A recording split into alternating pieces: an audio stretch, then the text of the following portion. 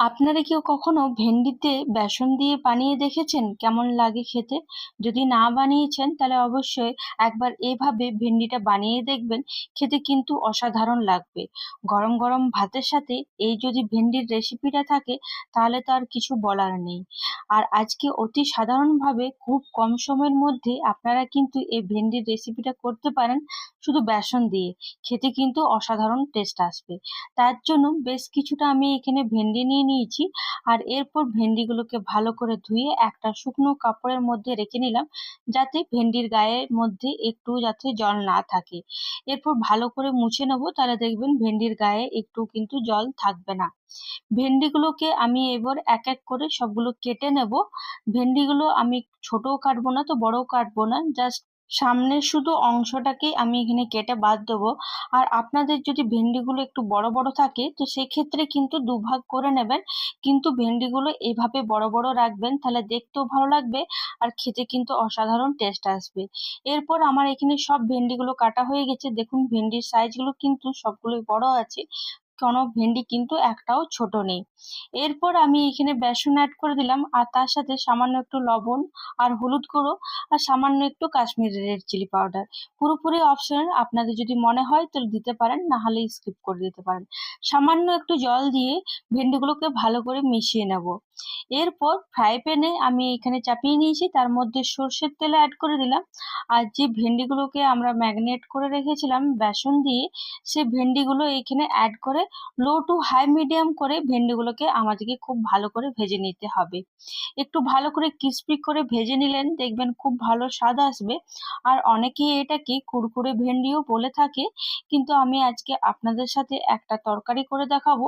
খেতে কিন্তু অসাধারণ লাগবে। আপনারা চাইলে এটা ভাজাও কিন্তু রুটির সাথে করে খেতে পারবেন কোনো মশলা ছাড়াই। এভাবেও কিন্তু খেতে অসাধারণই লাগে। এরপর মশলা তৈরি করব, তার জন্য আমি একটা মিডিয়াম সাইজের পেঁয়াজ নিয়ে নিয়েছি। পেঁয়াজটাকে আমি এখানে বেশ লম্বা লম্বা করে কাটবো। আর এখানে একটা পেঁয়াজই যথেষ্ট, কিন্তু আপনাদের যতটা ভেন্ডি ততটাই সেই হিসাবে কিন্তু পেঁয়াজটা নেবেন।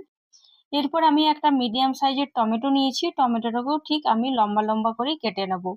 যেহেতু এখানে পেস্ট তৈরি করব না, তাই সেগুলো সব মানে পেঁয়াজ আর টমেটো গুলো আমি লম্বা লম্বা করে কাটার চেষ্টা করছি, তাহলে দেখতে একটু ভালো লাগবে। এখানে আমার পেঁয়াজ আর টমেটো খুব ভালো করে কাটা হয়ে গেছে। আর দেখুন এখানে ভেন্ডিটা খুব সুন্দর ভালোভাবে ভাজা হয়ে গেছে, খুব ক্রিস্পি ভাবে ভাজা হয়ে গেছে। প্রায় 4 থেকে 5 মিনিটের মতন লো টু হাই মিডিয়াম করে আমরা ভেজে নিয়েছি। আর দেখুন ভেন্ডিটা খুব সুন্দর কিন্তু একদম ভাজা ভাজা হয়ে গেছে। এই পর্যায়ে কিন্তু আপনারা একটু মাখা মাখা ভাবে রুটির সাথে খেতে পারেন, বা কোথাও ঘুরতে গেলে ট্রেনেও কিন্তু আপনারা এটা নিয়ে যেতে পারেন। এরপর ওই ফ্রাই প্যানের মধ্যে আমি সামান্য আরো 1-2 চামচের মতন সর্ষের তেল অ্যাড করে দিলাম, আর তার সাথে ফোড়ন হিসাবে 1 চামচ কালো জিরে আর একটা শুকনো লঙ্কা। আর কেটে রাখা পেঁয়াজটা এখানে অ্যাড করে দিলাম। পেঁয়াজটাকে একটু ভেজে নিতে হবে, খুব বেশি করে একদম লাল করে ভাজার দরকার নেই, জাস্ট পেঁয়াজটা একটু নরম হয়ে গেলেই হবে। পেঁয়াজটা এখানে খুব ভালোভাবে নরম হয়ে গেছে। এরপর আমি এখানে যে টমেটোটা কেটে রেখেছিলাম সেই টমেটোটা এখানে অ্যাড করে দেবো। টমেটো আর পেঁয়াজটা খুব ভালো করে নাড়াচাড়া করব। খুব কম তেল মশলায় কিন্তু এই রেসিপিটা কিন্তু তৈরি হয়ে যায়। এরপর মশলা অ্যাড করব যাতে পুড়ে না যায়, সেই জন্য সামান্য একটু জল অ্যাড করে দিলাম, আর তার সাথে সামান্য একটু লবণ, হলুদ গুঁড়ো আর Kashmiri red chilli powder add করে আবার খুব ভালো করে মিশিয়ে নেব। আর এখানে আপনারা আশা করি দেখে বুঝতেই পারছেন একদম খুব কম তেলে কিন্তু এই রেসিপিটা তৈরি হচ্ছে। এরপর একটা পেস্ট তৈরি করব, তার জন্য আমি এখানে 1 চামচ পোস্ত আর তার সাথে কালো সর্ষে আর সাদা সর্ষে অ্যাড করে নিলাম, আর 2-3 থেকে 4টে মতন কাজু অ্যাড করে ভালো করে জল ছাড়াই মিহি করে পেস্ট তৈরি করে নেব। তাহলে দেখবেন পোস্ত সর্ষেটা খুব ভালোভাবে কিন্তু পেস্ট হয়ে যাচ্ছে। এরপর আমি এখানে কিছুটা আদা, কাঁচা লঙ্কা আর রসুন অ্যাড করে নিয়েছি, আর জল দিয়ে আবার ভালো করে পেস্টটা তৈরি করে নেব। আর এদিকে দেখুন পেস্টটা তৈরি হয়ে গেছে, আর এদিকে টমেটোটা আর পেঁয়াজটা খুব ভালোভাবে নরম হয়ে গেছে। 2-3 মিনিট একদম নাড়াচাড়া করে নেওয়ার পর জলটাও দেখুন শুকিয়ে গেছে, মশলাটা একদম মাখা মাখা হয়ে গেছে। এরপর যে পেস্টটা তৈরি করে রেখেছিলাম কাজু, সর্ষে, পোস্ত, কাঁচা লঙ্কা, রসুন দিয়ে, সেই পেস্টটা এখানে অ্যাড করে দিলাম আর তার সাথে সামান্য একটু জল অ্যাড করে দিলাম। আপনারা চাইলে পোস্তটা মানে সর্ষেটা পেস্ট করার সময় সামান্য একটু লবণ দিয়েও কিন্তু পেস্ট করতে পারেন, তাহলে দেখবেন তিতো হবে না। ভালো করে নাড়াচাড়া করে নেওয়ার পর 2-3 সেকেন্ডের মতন ঢাকা দিয়ে রেখে দেবো, যাতে ঝোলটা খুব ভালোভাবে ফুটে যায়। সর্ষে দেওয়ার পর খুব আমাদেরকে এখানে রান্না করার বা বেশিক্ষণ ধরে ফোটাবার কোনো প্রয়োজন নেই।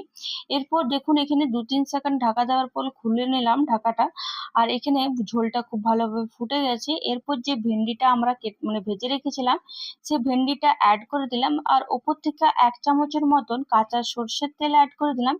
এটা পুরোপুরি কিন্তু অপশনাল, আপনাদের যদি মনে হয় তাহলে দিতে পারেন।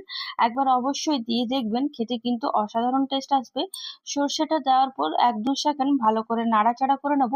ভেন্ডিটা তো আমাদের প্রায় কিন্তু ভাজা ছিল, তাই আরেকটু ভেন্ডিটা যাতে ভালোভাবে সেদ্ধ হয়ে যায়, সেই জন্য এখানে 1-2 সেকেন্ড নাড়াচাড়া করে নেওয়ার পর ওপর থেকে একটু ধনেপাতা কুচি অ্যাড করে দিলাম আর তার সাথে একটা কাঁচা লঙ্কা অ্যাড করে আরো 2 মিনিটের মতন লো টু হাই মিডিয়ামে ঢাকা দিয়ে রেখে দেবো।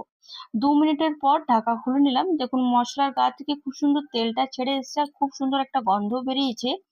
অবশ্যই এই গরমে একবার এই পদ্ধতিতে রান্না করে আমাকে কিন্তু কমেন্টে জানাতে ভুলবেন না। আর যদি আপনাদের ভালো লেগে থাকে তাহলে অবশ্যই একটা লাইক, কমেন্ট, সাবস্ক্রাইব করে যাবেন। আশা করি আপনারা সকলেই খুব ভালো আছেন আর এইভাবেই পাশে থাকুন। অসংখ্য ধন্যবাদ। আবার একটা নতুন কোনো ভিডিওর সাথে দেখা হবে। আজকের মতন বাই বাই।